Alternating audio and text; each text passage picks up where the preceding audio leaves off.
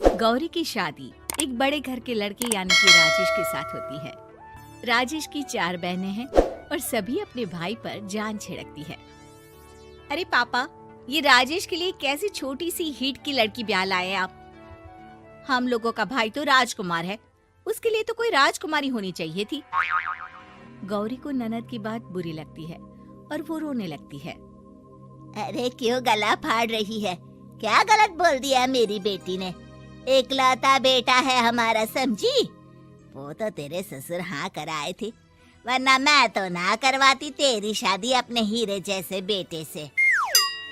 ननदे सास को भरती और सास गौरी से लड़ती। ये क्या है? तुम्हारी बहनें और माँ आए दिन मुझे खरी खोटी सुनाती रहती है। क्यों नहीं बोलते उन लोगों को कुछ?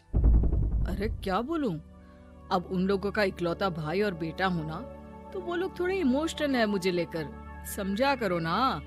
और कौन सा वो लोग रोज आते हैं ससुराल से? माना एक साथ नहीं आती, लेकिन रोज कोई ना कोई तो खड़ा ही रहता है ना। खैर, जैसे तैसे कुछ साल गुजरते हैं।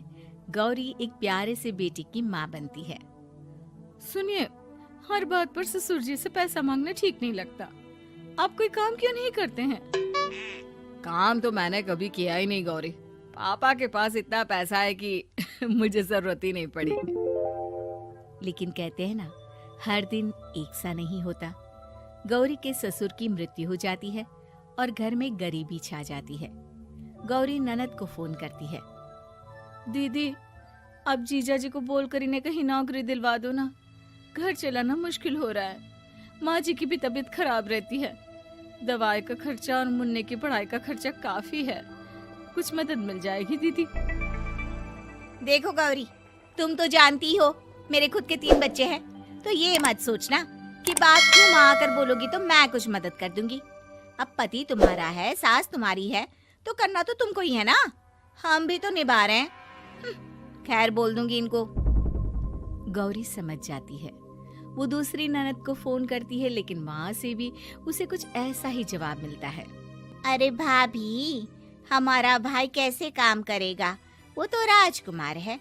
बस आप जरा माँ का ख्याल रखो, उन्हें कोई तकलीफ मत होने देना। बाकी करते हैं बात आराम से। गौरी के सामने संकट आ जाता है कि वो कैसे अपना परिवार चलाए। ना पति काम करना चाहता है और ना ननदे मदद। फिर एक रोज गौरी की सहेली कहती है, गौरी, मैं ना एक फैक्ट्री में काम करती हूँ, तुम्हारी परेशानी समझ सकती हूँ। क्यों नहीं तुम भी मेरे साथ वहाँ काम करती? अरे लेकिन मुन्ना तो छोटा है ना। तो क्या हुआ? तेरी सास और पति तो घर पर ही हैं, वो लोग संभाल लेंगे। तू चल मेरे साथ। गौरी ने अब काम करना शुरू कर दिया था, लेकिन उसका सपना अपने बेटे को अच्छी शिक्षा देने का था।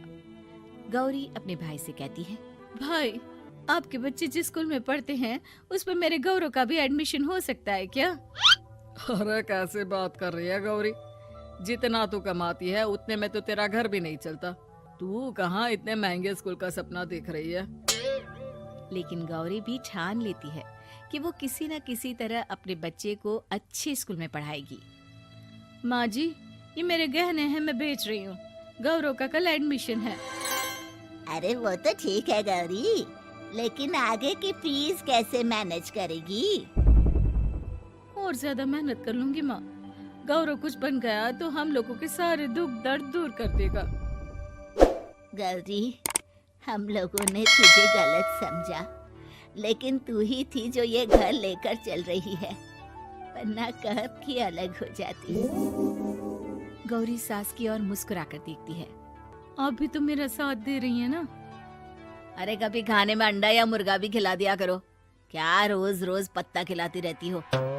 अरे शर्म तो आती नहीं, सारा दिन बहू काम करके पैसे लाती है, खुद तो कुछ करता नहीं, ऊपर से मुर्गा खाना है इसको। गौरी अपना घर चलाने के लिए तो पर्याप्त पैसे कमा लेती है, लेकिन बेटे के महंगे स्कूल, कोचिंग और उसकी डिमांड पूरी करने के लिए उसे लोगों से पैसे उधार लेने पड़ते। माँ, मुझे जूडो कराटे की ड्रेस चाहिए, मैं घर के कपड़ों में क्लास नहीं अटेंड करूँगा। और क्या, बिल्कुल, घर की भी कोई ड्रेस होती है क्या? मैं कल ही ला दूंगी। हाँ बच्चा, तू बस मन लगाकर पढ़ाई किया कर। उसके जाने के बाद कहाँ से लाएगी पैसे ड्रेस के? माँ वो पास वाली चाची से कुछ पैसे उधार लूंगी। अरे सभी से तो उधार ले चुकी है तू। कर्जा इतना चढ़ा लिया है कि पूरा जीवन भी कमाएगी तो उतार नहीं पाएगी। अरे माँ जी, गौरव कुछ बन जाए तो मुझे कमाने की क्या जरूरत, फिर तो मैं बस रानी बनकर राज करूंगी। एक दिन गौरव कहता है, माँ मेरी नौकरी लग गई है, वो भी अच्छे पैसों में। अब हम लोगों के बुरे और दुख के दिन जल्दी खत्म हो जाएंगे। गौरी की खुशी का ठिकाना नहीं होता। वो सास की फोटो के सामने हाथ जोड़ती है कि उसका पति उसे कहता है, देखा गौरी, तेरी तपस्या खत्म हुई। इतने सालों से जो तू फैक्ट्री में नौकरी कर रही है, अब तू आराम कर सकती है। अरे नहीं नहीं, अभी तो नौकरी लगी है, कुछ दिन के पैसे कमा तो लेने दो। कुछ महीनों बाद गौरी की ननद गौरव के लिए रिश्ता लेकर आती है। अरे भाभी, वो मैं ना रिश्ता लेकर आई थी गौरव के लिए, सुना अच्छा कमा रहा है, क्यों? देखा मेरी बहन कितनी अच्छी है, कितना सोचती है हम लोगों के लिए।